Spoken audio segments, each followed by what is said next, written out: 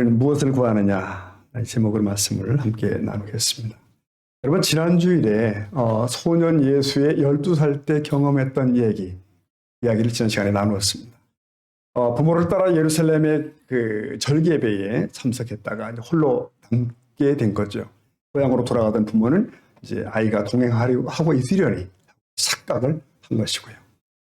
소년 예수는 성전에서 율법사들과 학자들과 대화를 하고 있었습니다.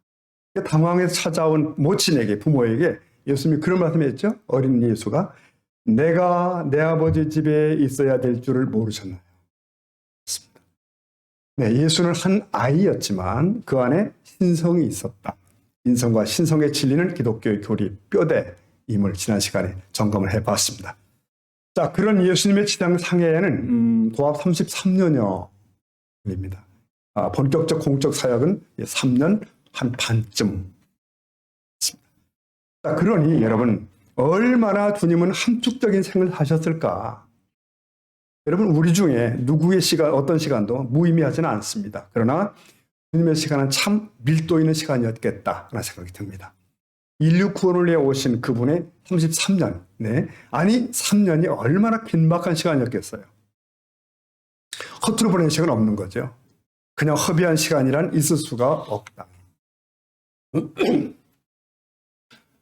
예수님께서는 30년의 그 나사렛 칩거를 마치시고 요단강으로 나오십니다. 거기서 그 메시아의 길을 예비하던 누구를 만나죠? 세례 요한을 만나지 않습니까? 주께서는 이 요한을 강권해가지고 공개적으로 세례를 받습니다. 그때 하늘아버지 소리가 나죠. 이는 내 사랑하는 아들이요 내 기뻐하는 사랑.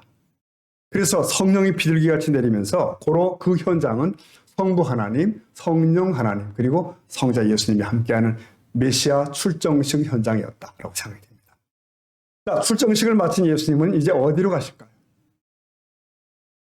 내가 늘 같은 얘기지만 신대방동으로 오셨으면 좋았겠지만 광야로 가시죠.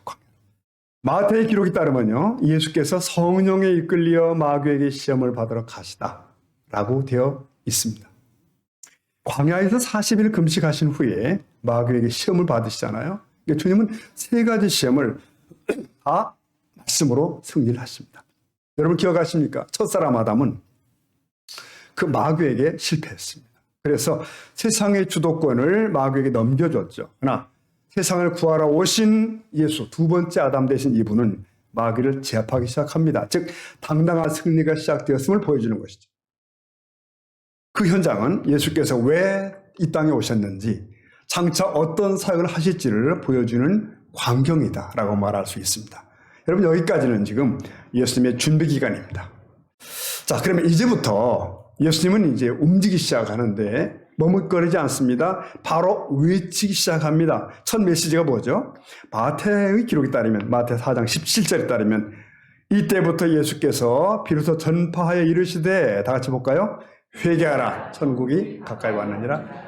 보십시오 여러분, 아담은 낙원을 상실했습니다. 그러나 하나님의 아들은 그 나라를 다시 회복시키려 오셨습니다. 그러므로 그 나라에 합당한 자가 되기 위해 너희는 회개하라, 돌이켜라. 즉 천국 백성 모집 공포를 하신 거예요.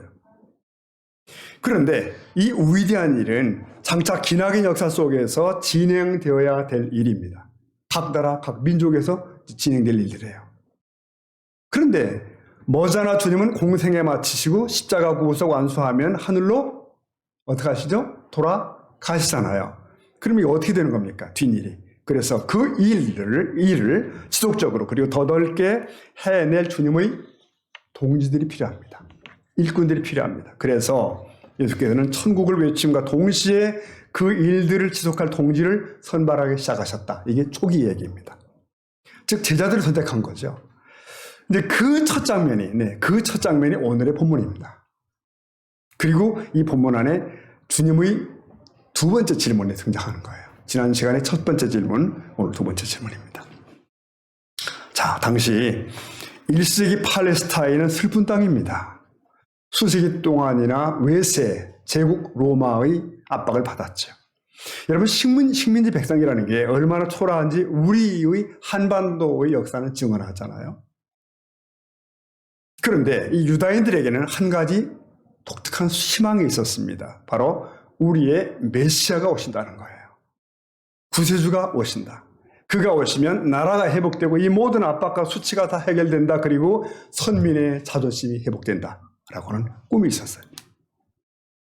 근데 그런 갈망이 고조되어 있을 때 그때 등장하는 것이 세례 요한입니다. 세례 요한. 그는 단번에 사람들의 주목을 받는 거예요. 지난 4세기 동안 아무 선지자도 나타난 적이 없습니다. 그래서 하나님 우리를 버렸나? 왜 침묵하시나? 이런 분위기였거든요. 그때 햇승같이 나타난 요한은 광야에서 살았다.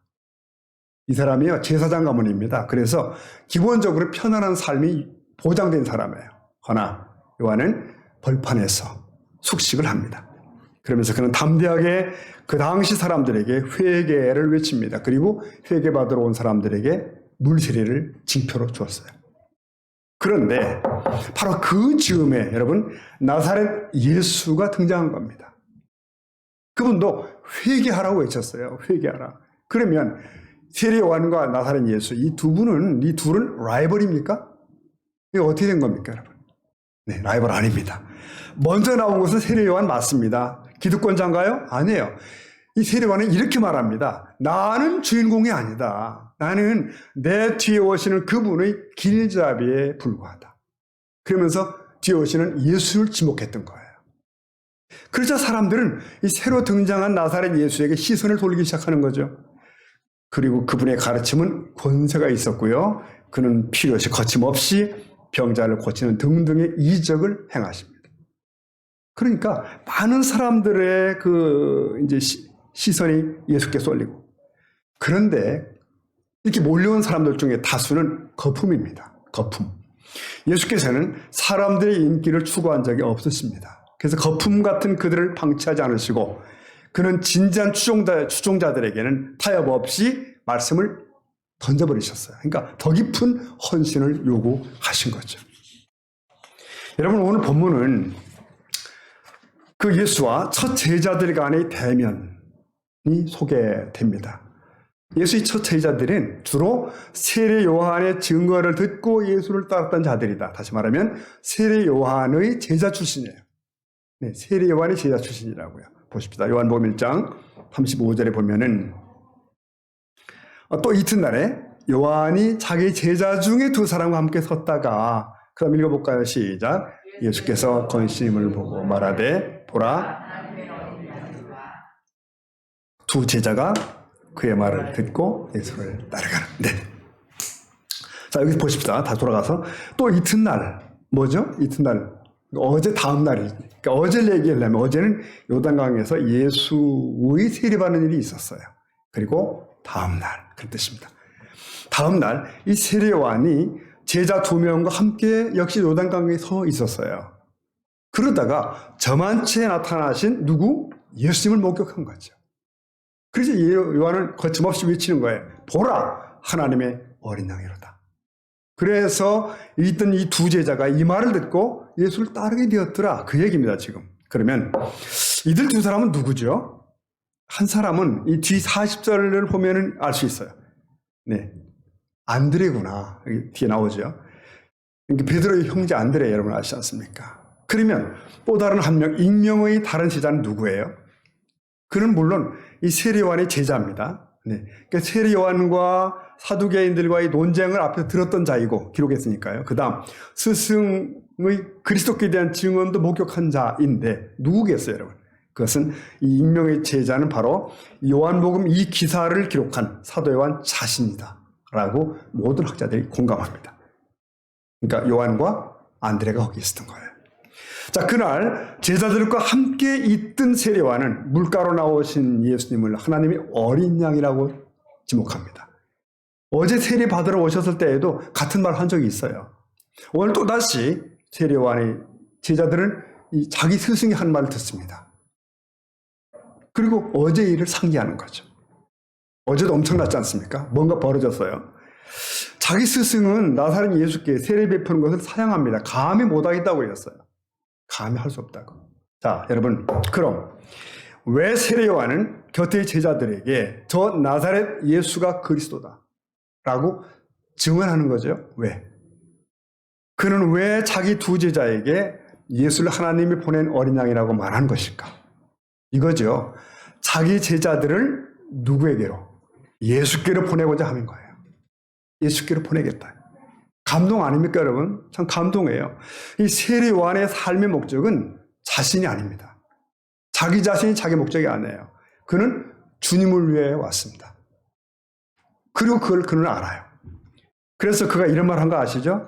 그분은 흥하고 나는 쇠하여야 하리라. 그리고 그걸 위해서라면 나의 사람들도 다 주님께 보내드릴 수 있어. 그겁니다. 내 제자들 다 보내겠어. 이 놀라운 충정을 여러분 보십니까? 그리스도 앞에서 자신을 비우되 한없이 겸비한 세례 요한의 모습을 보게 됩니다. 나는 그분의 신발끈 매기도 부족한 사람이야. 그게 요한의 입장이었고요. 그걸 실천했습니다. 자, 그래서 이렇게 되어서 안드레가 요한과 함께 누구의 제자로? 예수님의 제자로 바뀌게 됩니다. 그런데 이 순간 이날 예수께서는 주목할 만한 질문을 하신 겁니다. 드디어 질문입니다. 예수를 따르겠다고 온 그들을 멈칫하게 만드는 질문이에요. 주께서는 찾아온 두 제자를 바라보면서 참 엄숙하게 이렇게 묻습니다. 38절 보니까 예수께서 돌이켜 그 따르는 것을 보시고 물어 이르시되 뭐라고 하셨어요? 무엇을 구하느냐? 무엇을 구하느냐? 여기서 무엇을 구하느냐는 제테이테라고 하는 말은 찾아다니다, 추구하다 이런 뜻이거든요. 그러니까 인간이 궁극적으로 찾고 구해야 할 것, 그것을 의미하는 거예요. 너희가 궁극적으로 내게 구한 것이 뭐지? 라고 물으십니다. 이는 두 제자가 예수를 따르려고 하는 그 동기를 재점검시키는 시간이에요. 여러분, 사실 이제 제자들은 그 당시에로 봐도 하층민에 속하는 사람들이에요, 주로. 그래서 근근히 생계나 유지하며 살다가 사라질 수밖에 없는 사람들입니다. 그런 그들을 예수께서 제자로 부르십니다. 그러니 여러분, 그들 중에 어느 누구는 막연한 기대감도 있었을 거예요. 그것도 괜찮겠다. 어쩌면 신분 상승의 기회가 될 수도 있어. 갈릴리 호수 가서 내가 물고기를 잡고 먹고 살다 끝날 수는 없잖아. 이런 생각. 근데 그들에게 주님이 찬물을 끼얹으시는 거죠. 너는 왜 나를 따르느냐? 무엇을 구하느냐? 여러분, 여기서 우리가 생각해야 되는 것은 이 제자의 길이라고 하는 것은 막연한 호기심으로 시작될 수 있는 것이 아니라는 것. 인간적인 욕심으로 만들어지는 것도 아니라는 것. 어쩌면 진지한 영혼을 향한 갈망에서 시작되는 것이 바르다는 뜻입니다. 저희 동아신학교 사역 선교지에서 처음 시작한 게 15년 벌써 전이잖아요. 요즘은 거기도 청년들 데려다가 신학을 시키려고 해도 사람이 없습니다. 사람이 없어요. 그러나 그 당시만 해도 참 열악했어요. 그래서 도시만 딱 벗어나면 바로 오지 같은 농촌들이 나오는 거예요. 그래서 거기 응모한 청년들 가운데는 학교도 다니지 못했고 농사 지을 것도 없고 아무 미래가 없는 그런 이들이 있었어요. 그러니까 그 부모가 이 자식들을 떠넘기듯이 그냥 남매를 동아시아학교에 보내버리는 거예요. 어떻게 되겠지 하고. 학교가 도시에 있고 또 선생님들이 학교에서 한국에서 온다는데 거기 보내면 이 농촌에 있는 것보다 낫지 않겠나? 이런 막연함들. 근데 여러분 막상 와보니까 무지 힘들지요. 이 좁은 공간에서 20-30명이 복닥복닥 먹고 자고 주말에 외출도 안 된다고 그러죠. 감옥이 따로 없는 거죠. 결국은 이런 식으로 호기심으로 왔던 녀석들은 도중에 다 탈락됐어요. 다 집으로 돌아간 거예요, 다. 하나, 진지하게 결심하고 오늘 학생들도 있었고요. 그들은 고된 3년을 끝내 견뎌내더라고요. 결국 그 학생들은 사역자 되었고요. 누구는 목사도 되었고 거기서 만나 결혼도 하고 인생도 바뀌고 별일 다 벌어집니다. 네. 여러분, 예수님의 제자학교도 몇 년이죠? 3년이었습니다. 그들은 예수님과 함께 떠돌이 생활을 합니다. 잠자리도 불편하고 먹는 것도 부실했겠죠. 그러나 미래는 그들 자신도 모르는 영광스러운 것이 있었어요. 단지 보이지 않았죠. 이 모든 것을 이미 익히 아시는 주님은 이렇게 찾아온 그들에게 묻습니다. 다지듯이 물으시는 거예요. 너희는 무엇을 구하느냐? 막연히 찾아온 제자들을 긴장케 하는 것이고요. 너희는 무엇을 추구하느냐? 네가 나를 따르는 목적은 무엇이냐라고 재차 확인하시는 겁니다. 여러분, 이 주님의 질문은 우리에게도 해당된다고 저는 여겨집니다. 우리도 신앙의 길에 나섰잖아요. 우리도 제자의 길에 나선 겁니다. 무엇을 구하느냐 이 질문은 우리에게 주어지는 것이에요. 너는 어떤 것을 따르며 구하는가? 오늘 예배의 자리에서 너는 무엇을 구하느냐? 뭐 굴러가다 서울만 가면 되지. 어떻게 믿든지 하나님 찾아가면 되겠지. 많은 이들이 많은 이유로 하나님께 나옵니다. 과연 무엇을 구하는가? 예수님은 자기를 찾아오는 사람들 향하여 무엇을 하여 주길 원하느냐 보다는 무엇 때문에 왔느냐에 관심이 많으십니다. 무엇 때문에? 예수님이 생애 동안에 수많은 유대인들이 예수님을 따랐습니다. 어떤 사람들은 떡을 먹고 배부른 연고요. 네. 어떤 사람들은 그의 행하신 표적을 보고, 어떤 이들은 예수 예루살렘 입성을 바라보면서 왕국이 회복되는 줄로 알고 왔어요.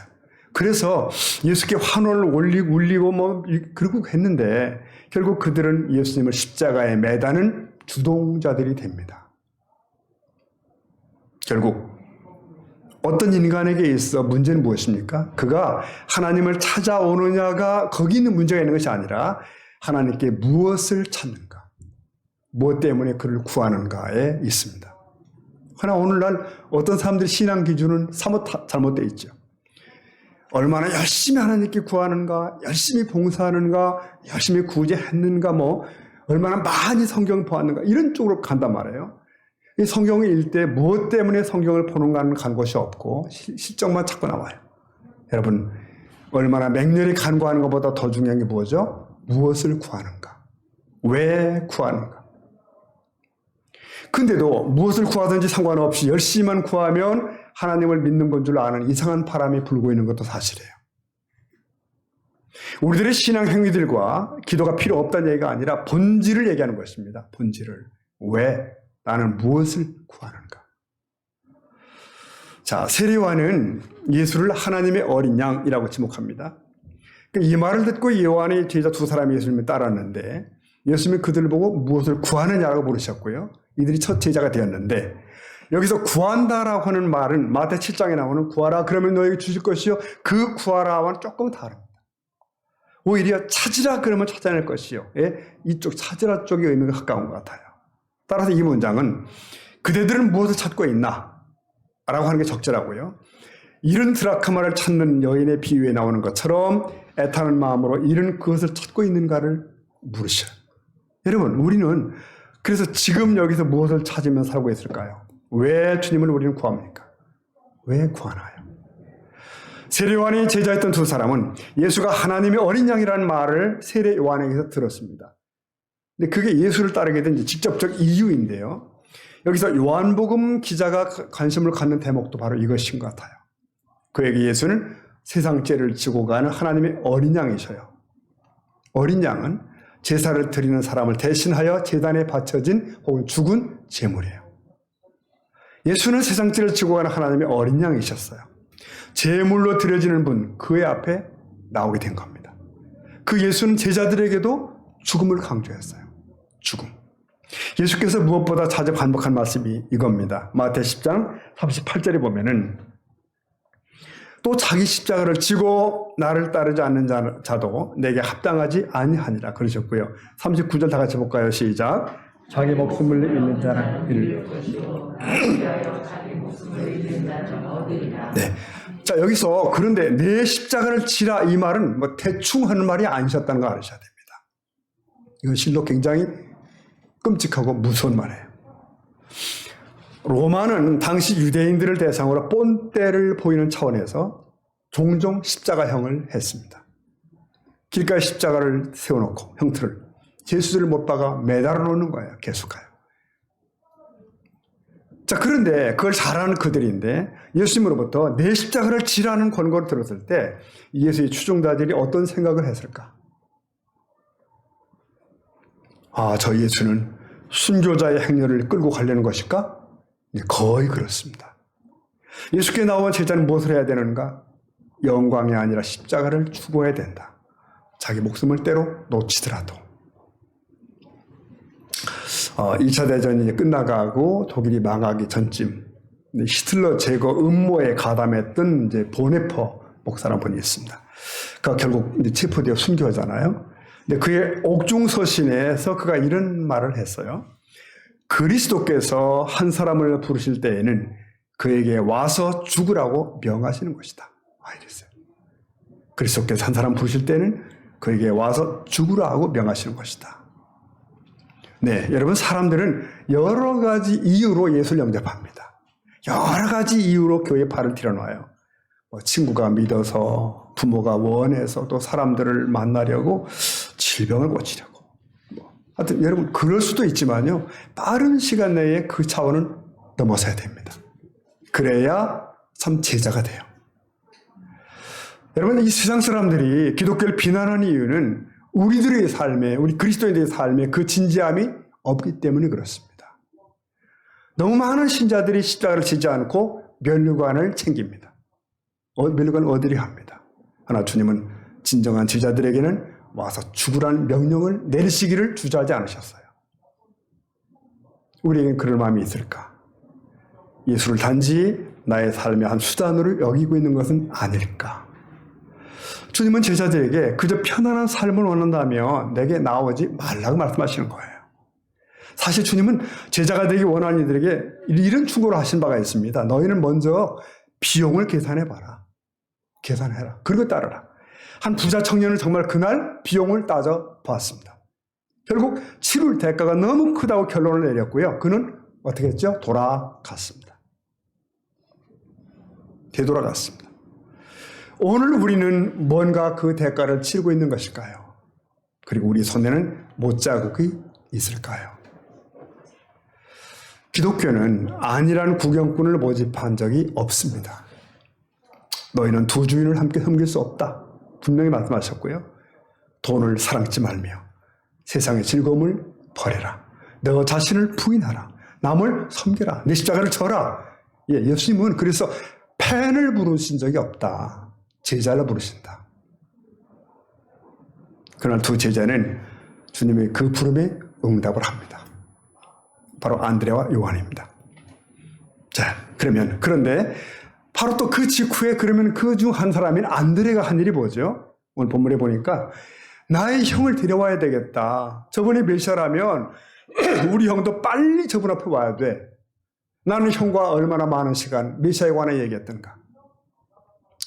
안드레는 형에게 돌아갑니다. 그리고 우리가 찾던 메시아를 발견했소. 조상 대대로 그렇게 기다리던 대망의 메시아. 그를 만난 놀라운 그 소식을 형에게 곧장 전달합니다. 여기서 우리라고 하는 말은 안드레와 제자 요한을 가리키는 말이겠죠. 두 사람의 동시적 증언은 이를 듣는 시몬에게 확실한 소식으로 이제 아마 받아들이셨을 겁니다.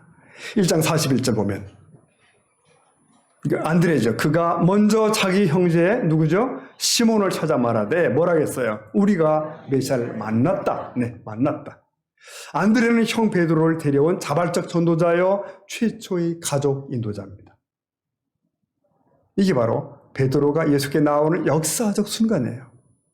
자, 여기서 예수님이 제자들을 부르시는 유형을 볼 수 있습니다. 이거 본문을 쭉 앞뒤 살피다 보면 여러 유형의 모습들을 발견할 수 있어요. 근데 이걸 간단히 정리하면 두 가지입니다. 두 가지 유형. 부름받는 형태는 여럿이지만 신자도 두 가지가 있다. 이렇게 말할 수 있죠. 하나는 모태신앙 부류. 즉, 그러니까 어려서부터 예수를 믿는 가족 분위기 속에서 자란 사람들을 말하는 것이고요. 반면에 인생을 살다가 어쩌다 도중에 예수를 믿게 된 그런 사람들도 있어요. 이 모태신앙은 어쩐지 좀 느슨하죠. 느슨. 도중 믿은 사람들은 간증거리가 많아요. 근데 이 양쪽은 서로 간에 이제 이해를 못합니다. 서로 잘 이해가 안 되는 거예요. 교회에 대해서 좀 알고 있다가 예수를 만나게 되는 것은 여기 세례 요한이 두 제자의 경우라 볼 수 있어요. 그런가 하면 길거리에서 부르심을 받은 빌립 같은 이도 곧 밑에 나와요. 빌립 같은 이는 이쪽에 있습니다. 여러분, 종종 신자들 간에 논쟁이 벌어지는 게 뭘까요? 이런 게 있습니다. 나는 이렇게 믿게 됐어. 나는 이렇게 믿게 되었다고. 이렇게. 그러나 정말 중요한 것은 내가 언제 어떤 식으로 믿게 되는가가 아니에요. 어떤 감격이 있었나? 그것도 아닙니다. 문제는 오늘 내가 어떻게 사느냐, 살고 있느냐, 그겁니다. 그러니까 그 문을 통과하자마자 나는 어떻게 변했으며 얼마나 다른 사람이 되어 왔는가, 그겁니다. 즉 현재를 놓고 비교하자는 그런 얘기예요. 나는 세상을 사는 방법과 목표를 어떻게 변화시키고 있는가, 어떤 고민과 갈등이 있는가, 이걸 비교해야 됩니다. 내가 얼마나 과거에 극적으로 구원받았는가, 여기만 집중하는 사람들이 있습니다. 뭐 대표적인 것이 구원파겠죠. 구원파. 그들은 이 구원의 확신, 그 문제를 늘 질문을 해요. 언제 구원받았어요? 어디서 받았어요? 이렇게. 근데 그게 없으면 다 가짜라는 거죠. 틀렸습니다. 여러분 기억하셔야 됩니다. 세상에 있는 자연적인 일들 가운데 많은 부분은 하나님의 일반적인 계시예요. 즉 출생일을 기억하는 사람이 어디 있겠어요? 그죠? 어떻게 태어났는지 기억할 수 있으신가요? 어른들이 그렇다고 하니까 그런 줄 아는 거지. 다 그렇지 않습니까, 여러분? 성도 여러분, 지금 중요한 것은요, 출생을 확인하는 거 아닙니다. 재확인, 그거 중요하지 않습니다. 성장의 뚜렷한가가 중요합니다. 이 성장이야말로 생명의 증거죠. 오늘도 나는 엉망으로 하루를 살았으니 내일은 그래도 뭔가 더 낫게 살아야 되겠다. 예, 여러분, 이 정도는 좀 달라져야 되는 거 아니에요? 이 정도. 우리 중에는 누구도 다른 이보다 나아서 부름받은 자가 없겠죠. 없습니다. 그러니까 출발은 누구나 동일하다는 얘기예요. 하나님의 은혜로 선물로 부르심을 받은 줄로 믿습니다. 우리 신앙은 그러니까 과거지향적일 수 없는 거죠. 미래지향적이고요. 오늘과 미래의 변화입니다. 자, 우리는 그 대표적인 예라고 할까요? 그걸 여기서 보는 겁니다. 베드로라고 하는 이 변화예요. 이 베드로는 아우의 안내를 받아서 예수께 나옵니다. 그리고 예수님은 곧바로 자기 앞에 서 있는 그 다혈질적인 어부를 알아보시는 거예요. 이 사람은 전혀 다듬어지지 못한 돌이에요. 1장 42절. 데리고 예수께로 오니 예수께서 보시고 이르시되, 다 같이 볼까요? 내가 시몬이니. 여기서 시몬과 게바가 서로 대조를 이루고 있어요. 여기 시몬이란 베드로의 다른 이름이에요. 이는 예수께서 베드로의 태생적 성품을 꿰뚫고 계심을 나타냅니다. 여러분, 변화되기 이전에 시몬 베드로는 무지 충동적이고 아주 성깔이 급하죠. 한 성깔 하죠. 이러한 시몬을 간파하신 예수께서는 이 시몬이 장차 게바로 불릴 걸 예고합니다. 게바란 반석이라고 하는 아람어예요. 견고한 바위죠, 반석. 그러니까 하나님의 자녀가 된 이후 장차 이 베드로는 게바라는 거예요.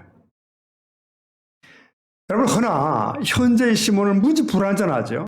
이 주위 사람들이 보기에 시몬은 반석과는 연결되지도 않아요. 그의 인격은 참 미숙하고, 그러나 주님은 그의 안에서 그 가능성을 보신 거죠. 장차 견고한 지도자가 될 것이다. 여러분, 물론 베드로는 그 이후의 삶의 여정에서도 실패가 많죠. 자기를 막 과시하기도 하고, 그런가 하면 또 도망치기도 하고, 또 주께서 잡혀 신문당하던 밤에는 주를 또 외면하고, 뭐 3번씩 부인하다 망신을 당하고. 그래서 이 사람은 반석이라기보다는 어쩌면 자갈과 가까운 사람이에요, 자갈. 하지만 그 모든 시간, 모든 일들을 통해서 베드로는 믿음의 반석으로 만들어져 가고 있었습니다. 네. 부활하신 주님, 베드로를 찾아오시고, 그 베드로를 처음 부르실 때를 연상시키시면서 말씀하십니다. 다시금 소명 확인하는 거예요. 내 양을 먹이라, 내 양을 치라, 내 양을 먹이라. 이로써 그가 3번 부인했던 것을 다 상쇄시켜버리죠. 다 없애는 거예요. 주님은 베드로의 답을 듣길 원하셨어요. 내가 이 사람들보다 나를 더 사랑하니. 베드로는 면목이 없지만 그러나 자기 마음을 담아서 고백합니다. 내가 주를 사랑하는 줄 주께서 아십니다. 네. 그 후 정말 베드로는 정말 반석이 된 줄을 믿습니다. 훗날 그는 입을 다물어라 하는 서슬퍼런 종교 지도자들 앞에서 당당히 맞섰죠. 반석처럼. 하나님 앞에서 너희 말을 듣는 것이 하나님 말씀 듣는 것보다 옳은가 판단하라. 끄떡하지 않죠. 베드로는 예루살렘에서 사도 요한과 함께 부활 예수를 선포해요. 우리는 보고 들은 걸 말하지 않을 수 없다. 네. 베드로는 정말 반석이 되었습니다. 우리는 끝내 그가 십자가에 거꾸로 매달려 순교했다는 얘기를 듣습니다.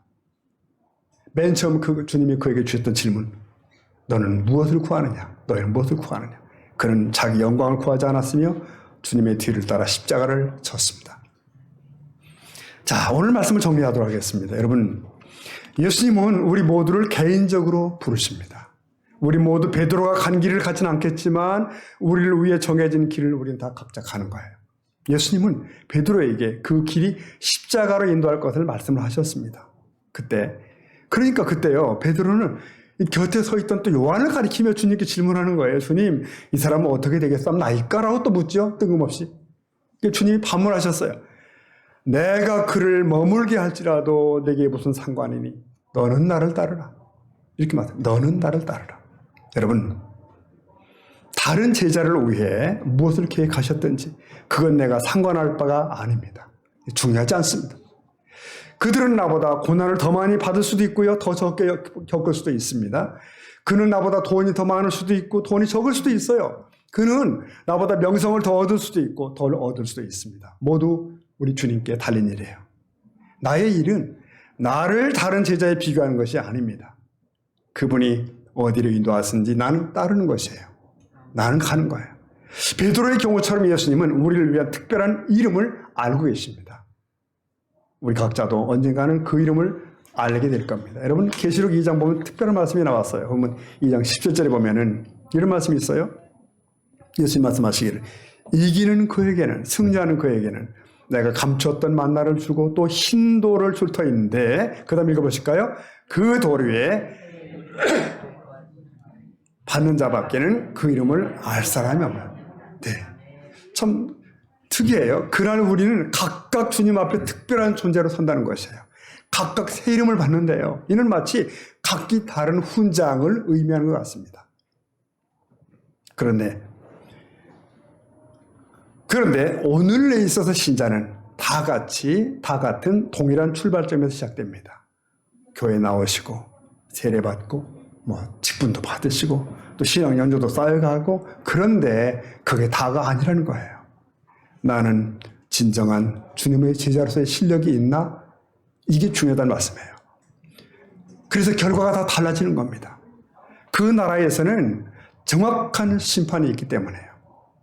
각기 다른 상급, 각각 다른 칭찬, 그거죠. 내가 어떻게 더 하나님 앞에 자랑스러운 자로 그 나라에 가 설 수 있을까? 서야 될 것인가? 이게 오늘의 우리의 목표인 것입니다. 누구는 버스 타고 가고 누구는 택시 타고 가고 그런 게임이 아니라는 거죠.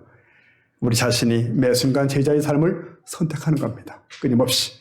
그래서 성경에는 신자들을 향한 끊임없는 권면이 주어집니다. 깨어 기도하라.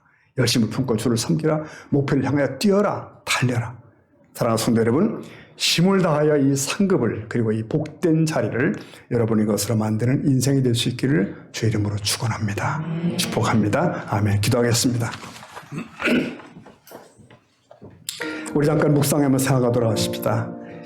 우리를 부르셔서 교인 되게 하시고 또 믿게 하시고 감사한데 거기서 멈추는 것이 아니라 주님은 우리를 제자로 부르십니다. 참 제자로. 너희는 무엇을 구하느냐 물으십니다. 이 아침도 내가 교회를 나올 때마다, 무릎을 꿇을 때마다 주님은 물으십니다. 너는 무엇을 구하느냐? 주께서 내 인생에 원하시는 그것을 나도 구하며 영혼의 가치를 두고 이 인생길을 걷는 우리 스승 모든 식구들이 되기를 원합니다.